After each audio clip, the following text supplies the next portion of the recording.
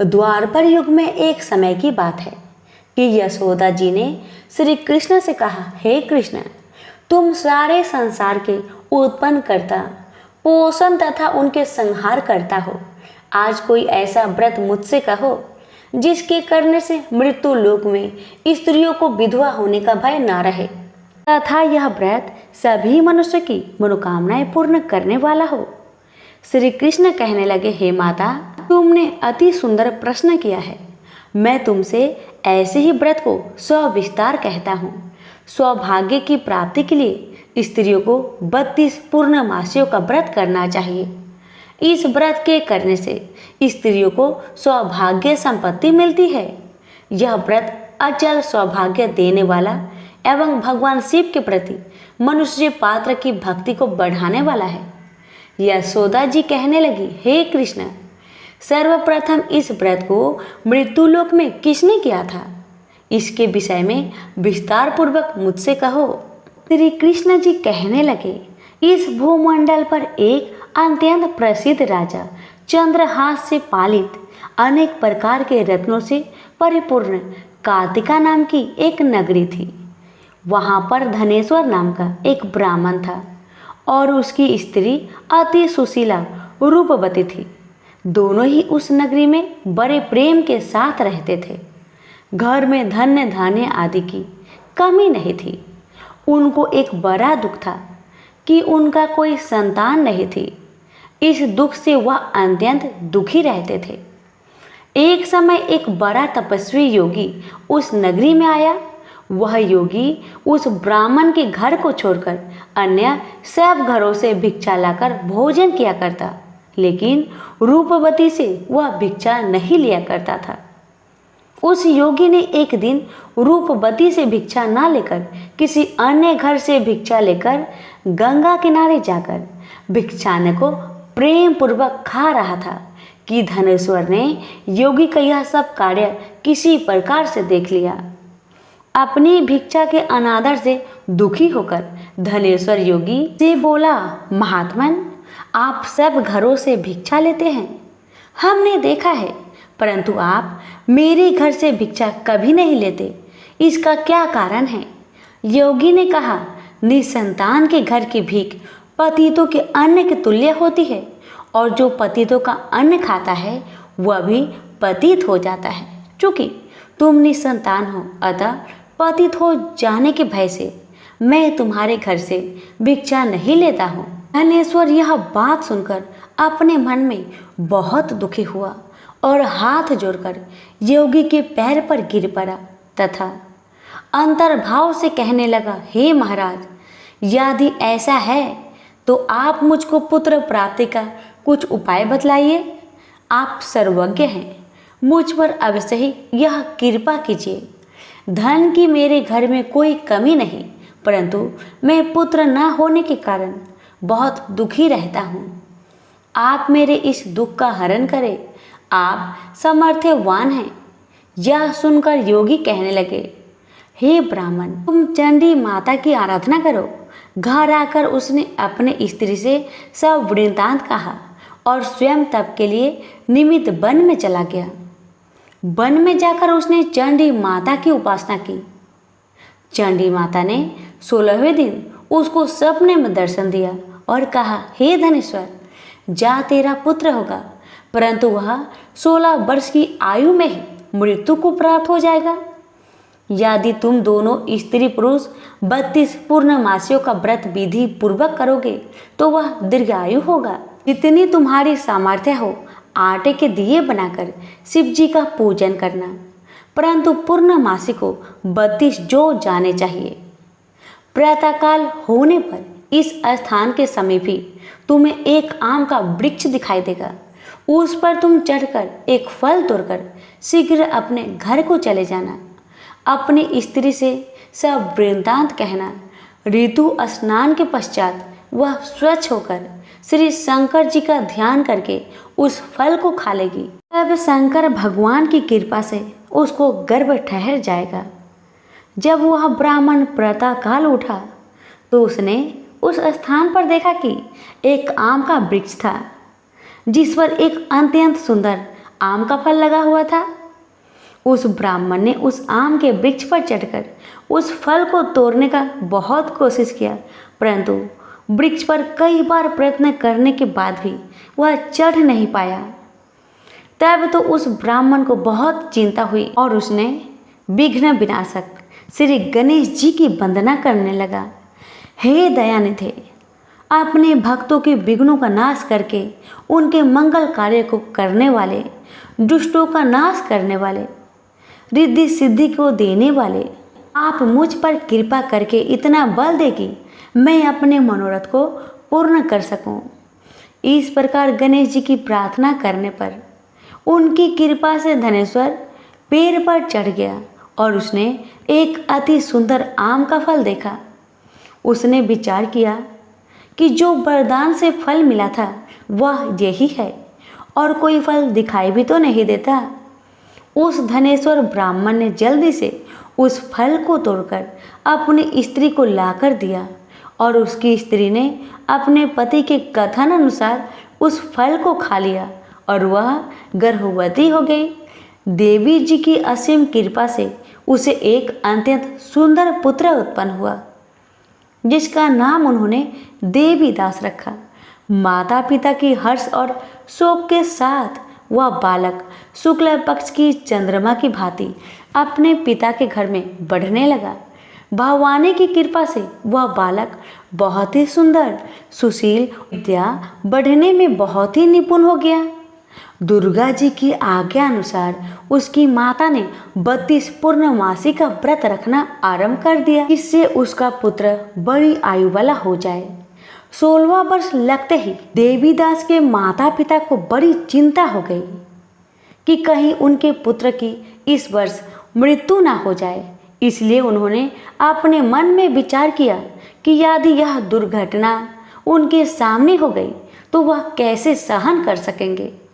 अस्तु उन्होंने देवीदास के मामा को बुलाया और कहा कि हमारी इच्छा है कि देवीदास 1 वर्ष तक काशी में जाकर विद्या चयन करे और उसको अकेला भी नहीं छोड़ना चाहिए, इसलिए साथ में तुम चले जाओ और 1 वर्ष के पश्चात इसको वापस लौटा लाना। सब प्रबंध करके उसके माता पिता ने काशी जाने के लिए देवीदास को एक घोड़े पर बैठाकर उसके मामा को उसके साथ कर दिया, किंतु यह बात उसके मामा या किसी और को नहीं कहा। धनेश्वर ने सपत्नीक अपने पुत्र की मंगल कामना तथा दीर्घ आयु के लिए भगवती दुर्गा की आराधना और पूर्णमासियों का व्रत करना आरंभ कर दिया। इस प्रकार बराबर 32 पूर्णमासी का व्रत पूरा किया।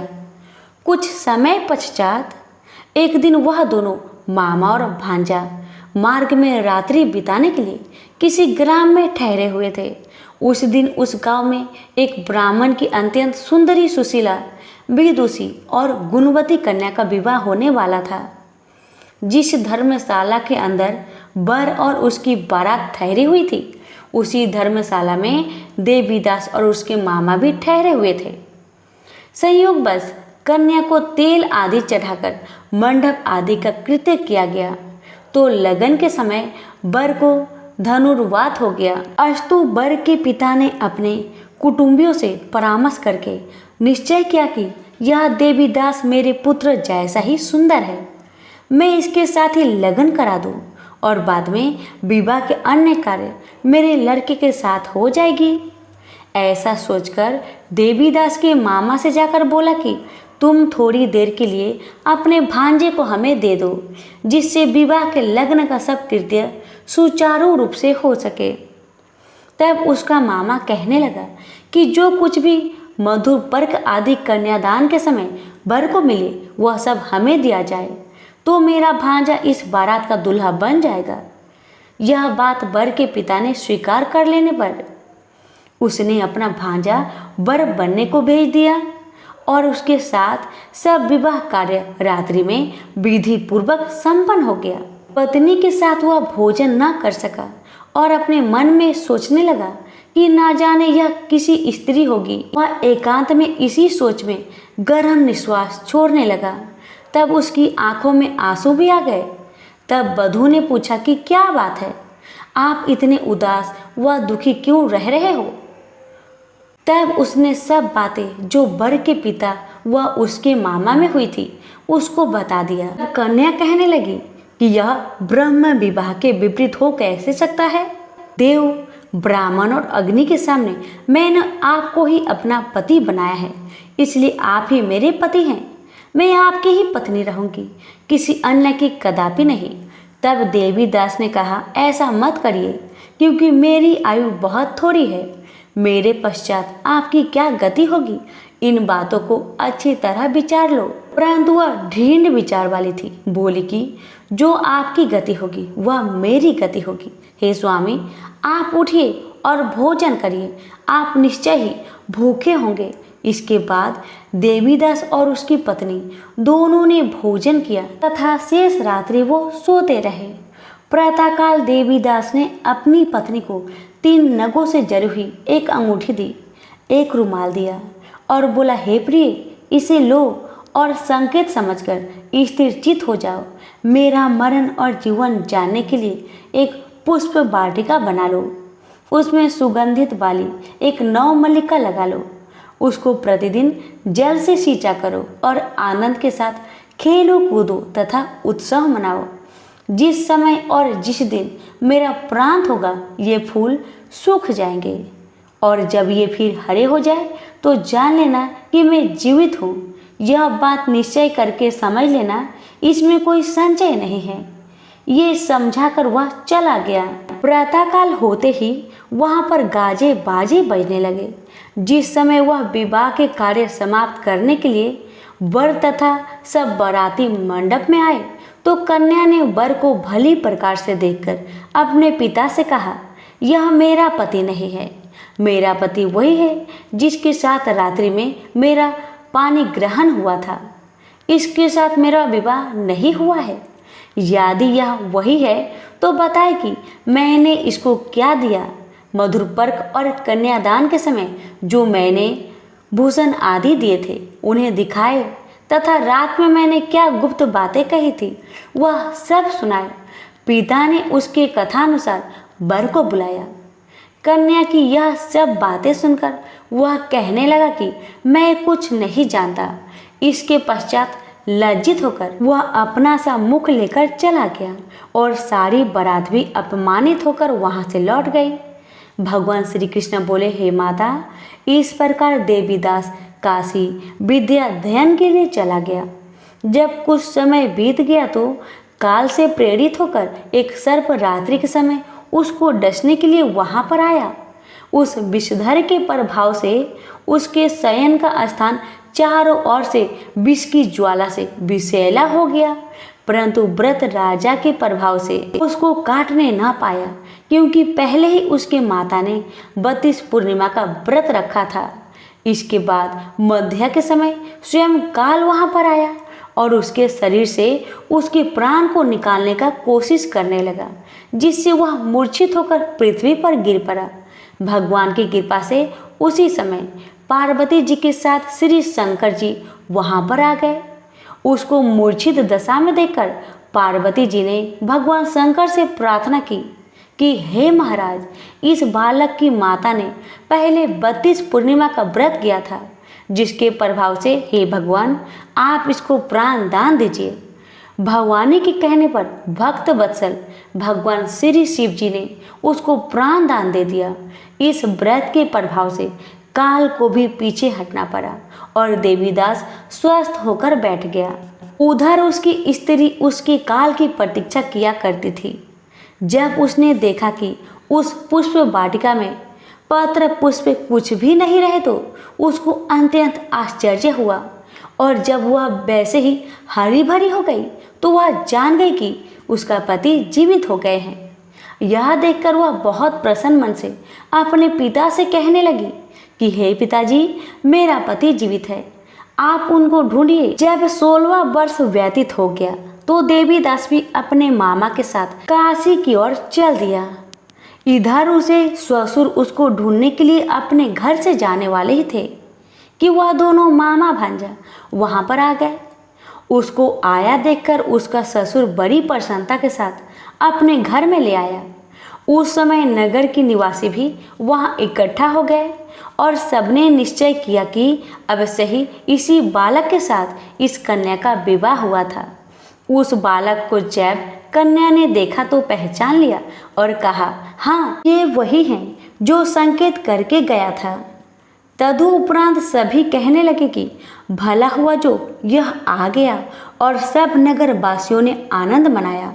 कुछ दिन बाद देवीदास अपनी पत्नी और मामा के साथ अपने ससुर के घर से बहुत सा उपहार लेकर अपने घर के लिए प्रस्थान किया।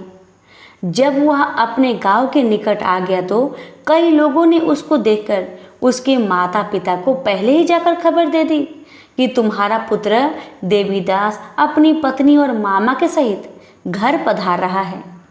ऐसा समाचार सुनकर पहले तो उन्हें विश्वास ही नहीं हुआ, किंतु जब और लोगों ने भी आकर उनको यह बात का समर्थन किया तो उनका बड़ा आश्चर्य हुआ।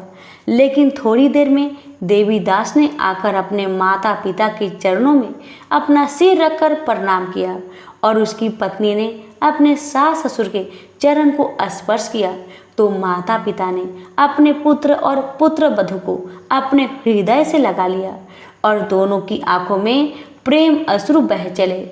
अपने पुत्र और पुत्र वधू के आने की खुशी में धनवेश्वर ने बड़ा भारी उत्सव किया और ब्राह्मण को भी बहुत सी दान दक्षिणा देकर प्रसन्न किया।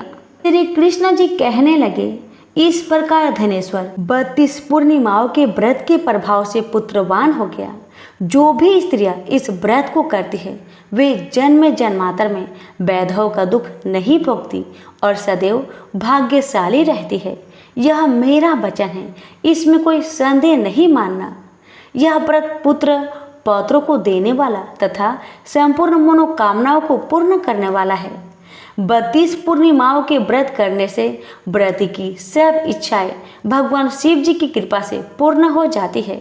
सभी प्रेम से बोलो, शिव शंकर भोलेनाथ की जय। हर हर महादेव, माता पार्वती की जय। एक समय की बात है, नैमिषारण्य तीर्थ में सौनकादि 88,000 ऋषियों ने श्री सूत जी से पूछा, हे प्रभु, इस कलयुग में वेद विद्या रहित मनुष्य को प्रभु भक्ति किस प्रकार मिल सकती है तथा उनका उद्धार कैसे होगा? हे मुनिश्रेष्ठ, कोई ऐसा तप बतलाइए जिससे थोड़ा समय में ही पुण्य मिले और मनोवांछित फल भी मिल जाए। इस प्रकार की कथा सुनने की हम इच्छा रखते हैं। सर्व शास्त्रों के ज्ञाता सूत जी बोले, हे वैष्णवों, मैं पूज्य, आप सभी ने प्राणियों के हित की बात पूछी है, इसलिए मैं एक ऐसे श्रेष्ठ व्रत को आप लोगों को बतलाऊंगा जिसे नारद जी ने लक्ष्मी नारायण जी से पूछा था और श्री लक्ष्मीपति ने मुनिश्रेष्ठ नारद जी से कहा था। आप सब इसे ध्यान से सुनिए। एक समय की बात है, योगीराज नारद जी दूसरे के हित की इच्छा लिए अनेकों लोकों में घूमते हुए मृत्यु लोक में आ पहुँचे। यहाँ उन्होंने अनेक योनियों में जन्मे प्राय सभी मनुष्यों को अपने कर्मों द्वारा अनेक दुखों से पीड़ित देखा। उनका दुख देखकर नारद जी सोचने लगे कि कैसा यत्न किया जाए जिसके करने से निश्चित रूप से मानव के दुखों का अंत हो जाए। इसी विचार पर मनन करते हुए वह विष्णु लोक में गए। वहाँ वह देवों के इस नारायण की स्तुति करने लगे, जिनके हाथों में शंख चक्र गदा और पद्म थे, गले में वरमाला पहने हुए थे। स्तुति करते हुए नारद जी बोले, हे भगवान, आप अत्यंत शक्ति से संपन्न है, मन तथा वाणी भी आपको नहीं पा सकती है। आपका आदि मध्य तथा अंत नहीं है। निर्गुण स्वरूप सृष्टि के कारक भक्तों को दुख दूर करने वाले हैं। आपको मेरा नमस्कार है। नारद जी की स्तुति सुन विष्णु भगवान बोले, हे मुनिश्रेष्ठ, आपके मन में क्या बात है? आप किस काम के लिए पधारे हैं? उसे निसंकोच कहे। इस पर नारद मुनि बोले कि मृत्यु लोक में अनेक योनियों में जन्मे मनुष्य अपने कर्मों के द्वारा अनेकों दुख से दुखी हो रहे हैं। हे नाथ, आप मुझ पर दया रखते हैं तो बतलाइए कि वो मनुष्य थोड़े प्रयास से ही अपने दुख से कैसे छुटकारा पा सकते हैं। श्री हरि बोले, हे नारद, मनुष्यों की भलाई के लिए तुमने बहुत अच्छी बात पूछी है। जिसके करने से मनुष्य मोह से छूट जाता है, वह बात मैं कहता हूँ, उसे सुनो। स्वर्ग लोक व मृत्यु लोक दोनों में एक दुर्लभ उत्तम व्रत है जो पुण्य देने वाला है। आज प्रेमवश होकर मैं उसे तुमसे कहता हूँ।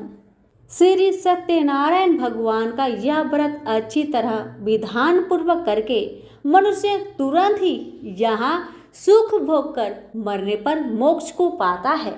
श्री हरि के वचन सुन नारद जी बोले कि उस व्रत का फल क्या है और उसका विधान क्या है। यह व्रत किसने किया था, इस व्रत को किस दिन करना चाहिए, सब कुछ विस्तार से बतलाइए। नारद की बात सुनकर श्री हरि बोले, दुख व शोक को दूर करने वाला यह सभी स्थानों पर विजय दिलाने वाला है। मानव को भक्ति व श्रद्धा के साथ शाम को श्री सत्यनारायण की पूजा धर्म परायण होकर ब्राह्मणों व बंधुओं के साथ करनी चाहिए। भक्ति भाव से ही नैवेद्य, केले का फल, घी, दूध और गेहूं आटा सवाया ले। गेहूं के स्थान पर साठी का आटा, शक्कर तथा गुड़ लेकर वह सभी भक्षण योग्य पदार्थों को मिलाकर भगवान का भोग लगाए। ब्राह्मणों सहित बंधु बांधवों को भी भोजन कराए, उसके बाद स्वयं भोजन करे। भजन कीर्तन के साथ भगवान की भक्ति में लीन हो जाए। इस तरह सत्यनारायण भगवान का यह व्रत करने पर मनुष्य की सारी इच्छाएं निश्चित रूप से पूरी होती है। इस कली काल अर्थात कलयुग में मृत्यु लोक में मोक्ष का यही एक सरल उपाय बताया गया है। इति श्री सत्यनारायण व्रत कथा का प्रथम अध्याय यहीं पर संपूर्ण हुआ। अब सुनिए दूसरा अध्याय। जी बोले, हे ऋषियों, जिसने पहले समय में इस व्रत को किया था उसका इतिहास कहता हूँ, ध्यान से सुनो। सुंदर काशीपुरी नगरी में एक अत्यंत निर्धन ब्राह्मण रहता था। भूख प्यास से परेशान वह धरती पर घूमता रहता था। ब्राह्मणों से प्रेम करने वाले भगवान ने एक दिन ब्राह्मण का वेश धारण कर उसके पास जाकर पूछा, हे वृप, नित्य दुखी होकर तुम पृथ्वी पर क्यों घूमते हो? दीन ब्राह्मण बोला, मैं निर्धन ब्राह्मण हूँ, भिक्षा के लिए धरती पर घूमता हूँ। हे भगवान, यदि आप इसका कोई उपाय जानते हो तो बतलाए।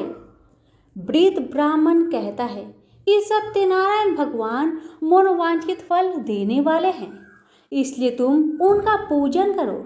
इसे करने से मनुष्य सभी दुखों से मुक्त हो जाता है। वृद्ध ब्राह्मण बनकर आए सत्यनारायण भगवान उस निर्धन ब्राह्मण को व्रत का सारा विधान बताकर अंतर ध्यान हो गए। ब्राह्मण मन ही मन सोचने लगा कि जिस व्रत को वृद्ध ब्राह्मण करने को कह गया है मैं उसे जरूर करूँगा। यह निश्चय करने के बाद उसे रात में नींद नहीं आई। वह सवेरे उठकर सत्यनारायण भगवान के व्रत का निश्चय कर भिक्षा के लिए चला गया। उस दिन निर्धन ब्राह्मण को भिक्षा में बहुत धन मिला, जिससे उसने बंधु बांधवों के साथ मिलकर श्री सत्यनारायण भगवान का व्रत संपन्न किया। भगवान सत्यनारायण का व्रत संपन्न करने के बाद वह निर्धन ब्राह्मण सभी दुखों से छूट गया और अनेक प्रकार की संपत्तियों से युक्त हो गया। उसी समय से यह ब्राह्मण हर माह इस व्रत को करने लगा। इस तरह से सत्यनारायण भगवान के व्रत को जो मनुष्य करेगा वह सभी प्रकार के पापों से छूटकर मोक्ष को प्राप्त होगा। जो मनुष्य इस व्रत को करेगा वह सभी दुखों से मुक्त हो जाएगा। सूत जी बोले कि इस तरह से नारायण जी का कहा हुआ श्री सत्यनारायण व्रत को मैंने तुमसे कहा। हे ब्रीपो, मैं अब और क्या कहूँ। हे मुनिवर, संसार में उस ब्रीप से सुनकर और किस ने इस व्रत को किया, हम सब इस बात को सुनना चाहते हैं। इसके लिए हमारे मन में श्रद्धा का भाव है। सूत जी बोले, हे मुनियों, जिसने इस व्रत को किया है वह सब सुनो। एक समय वही ब्रीप धन व ऐश्वर्य के अनुसार अपने बंधु बांधवों के साथ इस व्रत को करने को तैयार हुआ।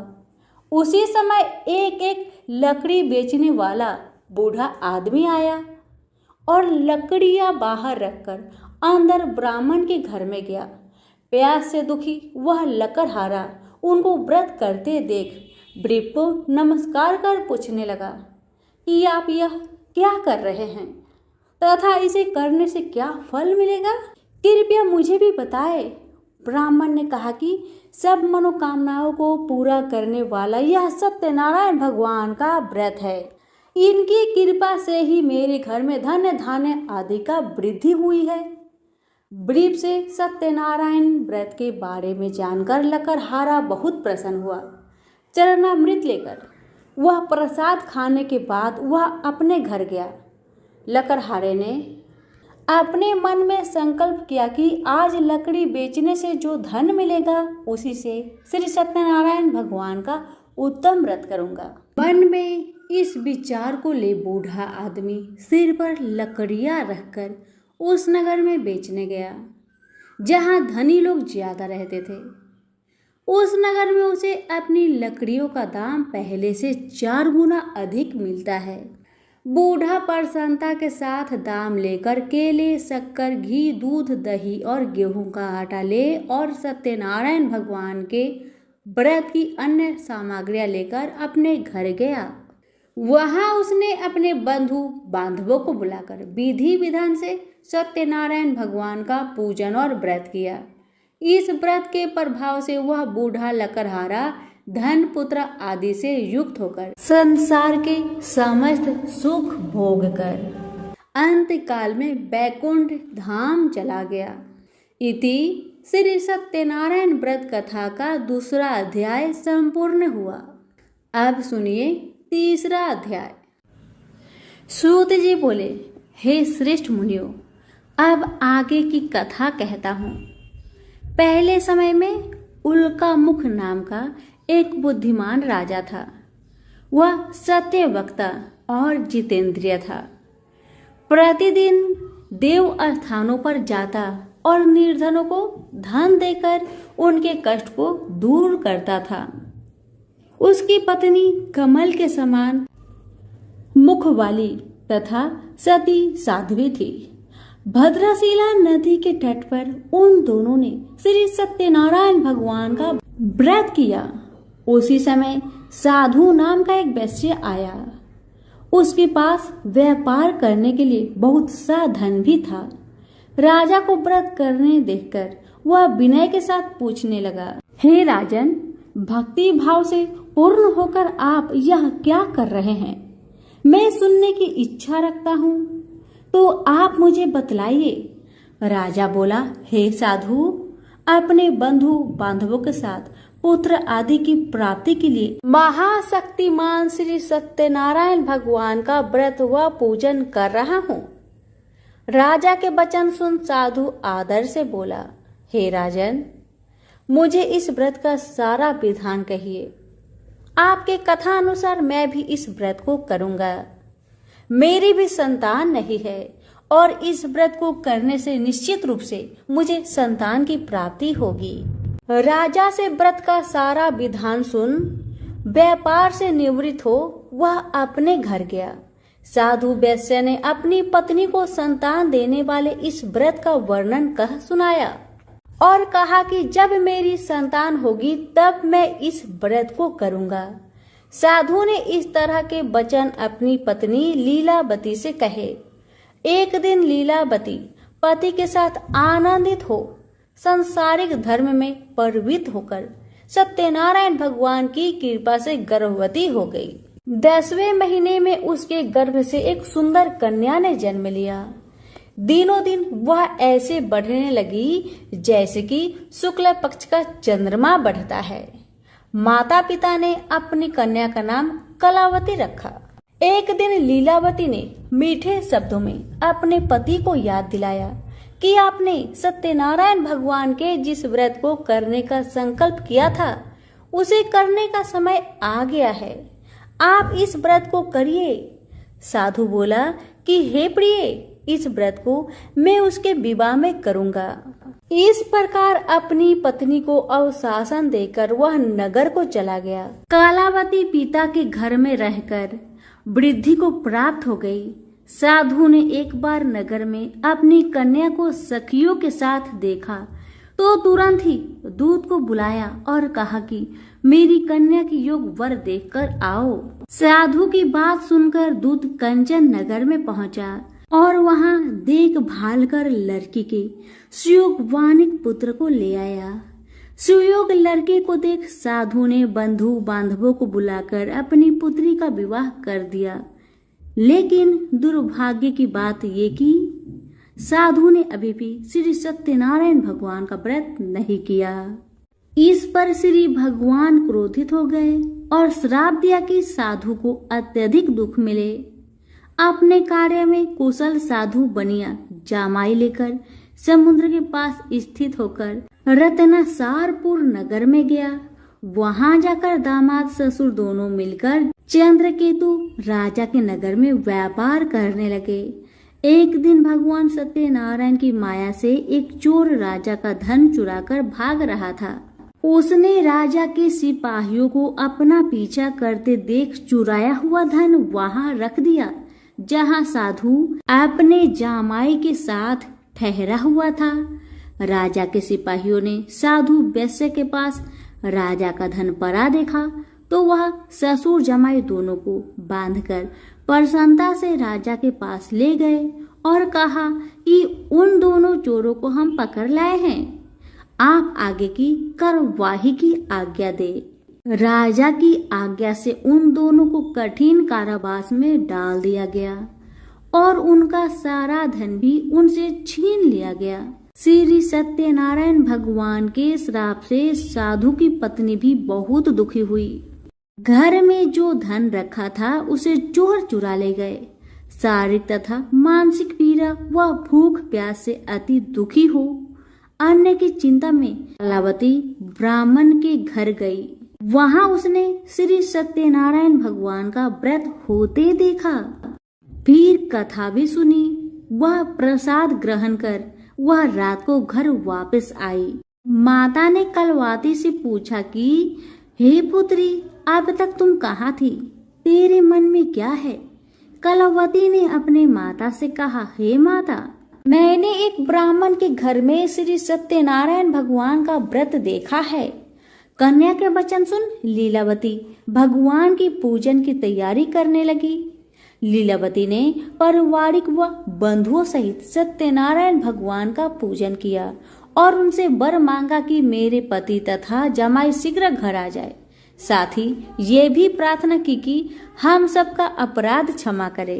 श्री सत्यनारायण भगवान इस व्रत से संतुष्ट हो गए और राजा चंद्रकेतु को सपने में दर्शन देकर कहा कि हे राजन, तुम उन दोनों वैश्य को छोड़ दो और तुमने उनका जो धन लिया है उसे वापस कर दो। अगर ऐसा नहीं किया तो मैं तुम्हारा धन, राज्य व संतान सभी को नष्ट कर दूंगा। राजा को यह सब कहकर वह अंतर्ध्यान हो गए। प्रातःकाल सभा में राजा ने अपना सपना सुनाया। फिर बोले कि वानिक पुत्र को कैद से मुक्त कर सभा में लाओ। दोनों ने आते ही राजा को प्रणाम किया। राजा मीठी वाणी में बोला, हे महान भावो, भाग्यवश ऐसा कठिन दुख तुम्हें प्राप्त हुआ है, लेकिन अब तुम्हें कोई भय नहीं है। ऐसा कहकर राजा ने उन दोनों को नए वस्त्र भूषण भी पहनाए और जितना धन उनका लिया था उससे 2 गुना धन देकर वापस कर दिया। दोनों वैश्य अपने घर को चल दिए। इति श्री सत्यनारायण भगवान व्रत कथा 3य अध्याय संपूर्ण हुआ। अब सुनिए चौथा अध्याय। सूत जी बोले, वैश्य ने मंगलाचार कर अपनी यात्रा आरंभ की और अपने नगर की ओर चल दिए। उनके थोड़ी दूर जाने पर एक डंडी वैश्यधारी श्री सत्यनारायण ने उनसे पूछा, हे साधु, तेरी नाव में क्या है? अभिमानिक बानिक हंसता हुआ बोला, हे डंडी, आप क्यों पूछते हो? क्या धन लेने की इच्छा है? मेरी नाव में तो बेल व पत्ते भरे हुए हैं। वैश्य के कठोर वचन सुन भगवान बोले, तुम्हारा वचन सत्य हो। डंडी ऐसे वचन कह वहां से दूर चले गए। कुछ दूर जाकर समुद्र के किनारे बैठ गए। डंडी के जाने के बाद साधु वैश्य ने नित्य क्रिया के पश्चात नाव को ऊंची उठते देखकर अचंभा माना और नाव में बेल पत्ते आदि देखकर वह मूर्छित हो जमीन पर गिर पड़ा। मूर्छा खुलने पर वह अत्यंत शोक में डूब गया। तब उसका दामाद बोला कि आप शोक न मनाए, यह डंडी का श्राप है, इसलिए हमें उनकी शरण में जाना चाहिए, तभी हमारी मनोकामना पूरी होगी। दामाद की बात सुनकर वह डंडी के पास पहुंचा और अत्यंत भक्ति भाव से नमस्कार कर बोला, मैंने आपसे जो असत्य वचन कहे थे उनके लिए मुझे क्षमा करे। ऐसा वचन कहकर महान शोकातुर हो रोने लगा। तब डंडी भगवान बोले, हे बानिक पुत्र, मेरी आज्ञा से बार बार तुम्हें दुख प्राप्त हुआ है, तू मेरी पूजा से विमुख हुआ। साधु बोला, हे भगवान, आपकी माया से ब्रह्मा आदि देवता भी आपके रूप को नहीं जानते, तब मैं अज्ञानी कैसे जान सकता हूँ? आप प्रसन्न होइए, अब मैं सामर्थ्य के अनुसार आपकी पूजा करूंगा। मेरी रक्षा करे और पहले के समान नौका में धन भर दे। साधु वैश्य के भक्ति पूर्वक वचन सुनकर भगवान प्रसन्न हो गए और उसकी इच्छा अनुसार वरदान देकर अंतर ध्यान हो गए। ससुर जमाई जब नाव पर आए तो नाव धन से भरी हुई थी। फिर वह अपनी अन्य साथियों के साथ सत्यनारायण भगवान का पूजन कर अपने नगर को चल दिए। जब नगर के नजदीक पहुंचे तो दूत को घर पर खबर करने को भेज दिया। दूत साधु की पत्नी को प्रणाम कर कहता है कि मालिक अपने दामाद सहित नगर के निकट आ गए हैं। दूत की बात सुन साधु की पत्नी लीलावती ने बड़े हर्ष के साथ सत्यनारायण भगवान का पूजन कर अपनी पुत्री कालावती से कहा कि मैं अपने पति के दर्शन को जाती हूँ, तू कार्य पूर्ण कर शीघ्र आजा। माता के ऐसे वचन सुन कालावती जल्दी से प्रसाद छोड़ अपने पति के पास चली गई। प्रसाद की अवज्ञा के कारण श्री सत्यनारायण भगवान रुष्ट हो गए और नाव सहित उसके पति को पानी में डुबो दिए। कालावती अपने पति को वहां ना पाकर रोती हुई जमीन पर गिर गई। नौका को डूबा हुआ देख वह कन्या को रोता देख साधु दुखी होकर बोला, हे प्रभु, मुझसे तथा मेरे परिवार से जो भूल हुई है उसे क्षमा करे। साधु के दीन वचन सुनकर श्री सत्यनारायण भगवान प्रसन्न हो गए और आकाशवाणी हुई, हे साधु, तेरी कन्या मेरी प्रसाद को छोड़कर आई है, इसलिए उसका पति अदृश्य हो गया है। यदि वह घर जाकर प्रसाद खाकर लौटती है तो इसे इसका पति अवश्य मिलेगा। ऐसी आकाशवाणी सुन कलावती घर पहुंचकर प्रसाद खाती है और फिर आकर अपने पति के दर्शन करती है। उसके बाद साधु अपने बंधु बांधवों सहित श्री सत्यनारायण भगवान का विधि विधान से पूजन करता है। इस लोक का सुख भोग वह अंत में स्वर्ग को जाता है। इति श्री सत्यनारायण भगवान व्रत कथा का चतुर्थ अध्याय संपूर्ण हुआ। अब सुनिए 5वां अध्याय। सूत जी बोले, हे ऋषियों, मैं और भी एक कथा सुनाता हूँ, उसे भी ध्यान पूर्वक सुनो। प्रजापालक में लीन तुंगध्वज नाम का एक राजा था। उसने भी भगवान का प्रसाद त्याग कर दुख का सामना किया था। एक बार वन में जाकर वन्य पशुओं को मारकर वह बर के पेड़ के नीचे आया। वहां उसने गौ वालों को भक्ति भाव से अपने बंधुओं सहित सत्यनारायण भगवान का पूजन करते देखा। अभिमानवश राजा ने उन्हें देखकर भी पूजा स्थान में नहीं गया और ना ही उसने भगवान को नमस्कार किया। गांव वालों ने राजा को प्रसाद दिया, लेकिन उसने प्रसाद नहीं खाया और प्रसाद को वहीं छोड़ वह अपने नगर को चला गया। जब वह नगर में पहुंचा तो वहां सब कुछ तहस नहस हुआ पाया तो वह शीघ्र ही समझ गया कि यह सब भगवान ने ही किया है। वह दोबारा गांव वालों के पास पहुंचा और विधि पूर्वक पूजा करके प्रसाद खाया तो श्री सत्यनारायण भगवान की कृपा से सब कुछ पहले जैसा हो गया।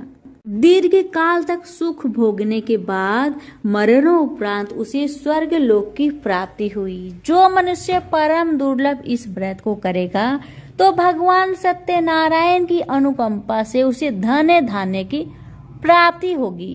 निर्धन धनी हो जाता है और भय मुक्त हो जीवन जीता है। संतानहीन मनुष्य को संतान सुख मिलता है और सारे मनोरथ पूर्ण होने पर मानव अंत काल में वैकुंठ धाम को जाता है। सूत जी बोले, जिन्होंने पहले इस व्रत को किया है अब उनके दूसरे जन्म की कथा कहता हूँ। वृद्ध सतानंद ब्राह्मण ने सुदामा का जन्म लेकर मोक्ष की प्राप्ति की। लकड़हारे ने अगले जन्म में निषाद बनकर मोक्ष प्राप्त किया। उल्कामुख नाम का राजा दशरथ होकर बैकुंठ को गए। साधु नाम के वैश्य ने मोरध्वज बनकर अपने पुत्र को आरे से चीरकर मोक्ष पाया। महाराज तुंगध्वज ने स्वयंभू होकर भगवान में भक्ति युक्त हो कर्म कर मोक्ष पाया। इति श्री सत्यनारायण व्रत कथा का 5वां अध्याय संपूर्ण हुआ। तो प्रेम से बोलिए श्री सत्यनारायण भगवान की जय। धर्मराज भगवान की कथा। एक गांव में 2 सेठानियां थी। एक के घर में बहुत धन था पर वह दिल से कंजूस थी और दूसरे के पास धन थोड़ा था मगर वह दिल से बहुत दयावान थी, बहुत दानी थी। छोटी सेठानी रोज सवेरे उठती, गंगा स्नान करती, तुलसी माता को सींचती, वर पीपल को सींचती और फिर भगवान के मंदिर में जाकर धर्मराज भगवान, सूरज भगवान की कहानी सुनती। एक दिन भगवान के भोग लगाकर अतिथि को जिमाती है। गाय कुत्ता के लिए ग्रास निकालती है। दूसरी सेठानी इस धर्मात्मा को देखकर हंसती और कहती, पता नहीं दिन भर ये क्या क्या करती है। थोड़े समय बाद दोनों सेठानियों को भगवान का बुलावा आया। धर्मात्मा सेठानी के लिए यमराज भगवान ने अपना विमान भेजा और भगवान को न मानने वाली सेठानी को दूध मारते घसीटते हुए लेते गए। रास्ते में सेठानी दूत से बोली, मुझे भूख लगी है। दूत बोले, अगर तुमने कुछ दिया होगा तो तुम्हें भोजन मिलेगा। सेठानी तो कभी भी किसी को कुछ दिया ही नहीं था, इसीलिए उसे भोजन नहीं दिया गया। अब कुछ दूर आगे बढ़ने पर उसे प्यास लगी। वह फिर से दूत से कहने लगी, मुझे बहुत प्यास लगा है, थोड़ा पानी मिलेगा। दूत बोले, हाँ जरूर, अगर तुमने कभी किसी को पानी पिलाया होगा तभी तुम्हें पानी नसीब होगा। सेठानी ने कभी भी किसी को पानी नहीं पिलाया था, इसलिए उसे दूत पानी नहीं दिए। कुछ दूर आगे बढ़ने पर सेठानी को रास्ते में कांटे चुभने लगे, गर्मी पड़ने लगी, पर दूत तो उसे घसीटते ही ले जा रहे थे।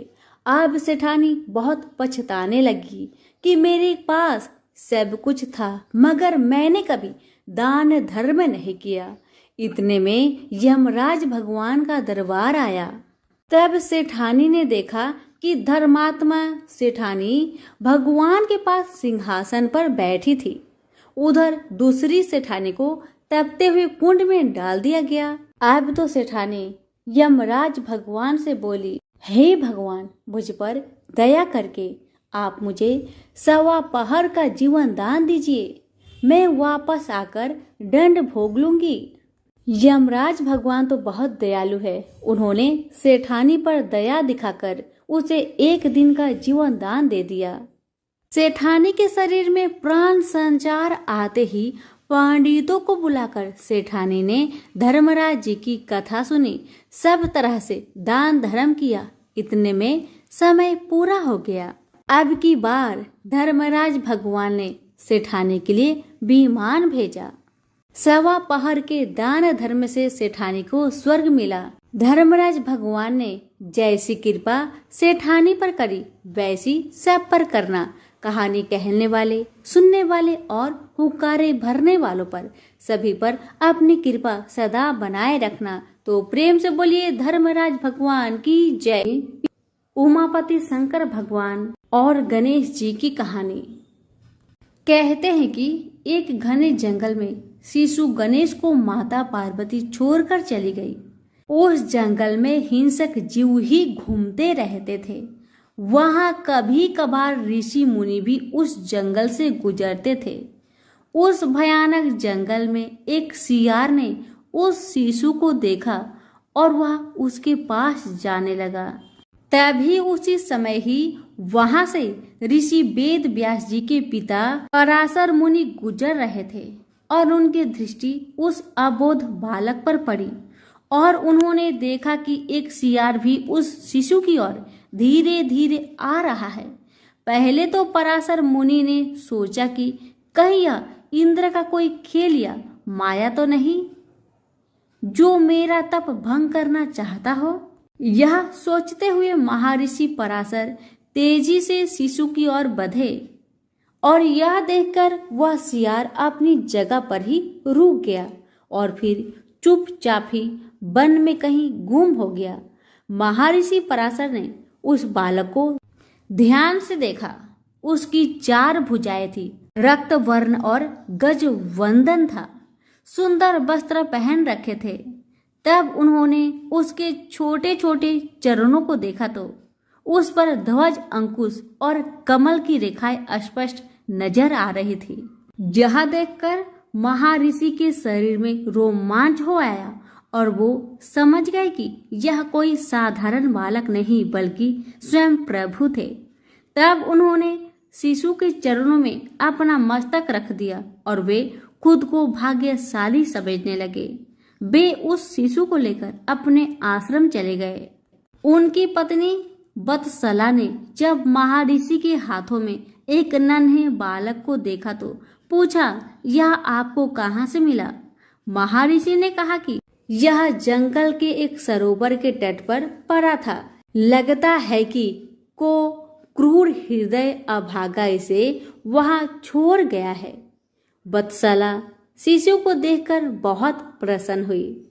तब पराशर ने अपनी पत्नी को समझाया कि यह साक्षात त्रिलोकीनाथ है, यह हमारा उद्धार करने के लिए आए हैं। यह वचन सुनकर वत्सला रोमांचित हो गई। दोनों ने मिलकर गणेश का पालन पोषण किया। कहते हैं कि भगवान श्री गणपति ने कृत युग में कश्यप व आदिति के यहाँ श्री अवतार महोत्कट विनायक नाम से जन्म लिया। इस अवतार में गणपति ने देवतांतक व नरात्मक नामक राक्षसों का संहार कर धर्म की स्थापना की। वह अपने अवतार की समाधि की। त्रेता युग में गणपति ने उमा के गर्भ से भाद्रपद शुक्ल चतुर्थी के दिन जन्म लिया था और उन्हें गणेश नाम दिया गया। इस अवतार में गणपति ने सिंधु नामक दैत्य का विनाश किया। वह ब्रह्मदेव की कन्याएं सिद्धि और रिद्धि से विवाह किया। द्वापर युग में गणपति ने पुनः पार्वती की गर्भ से जन्म लिया।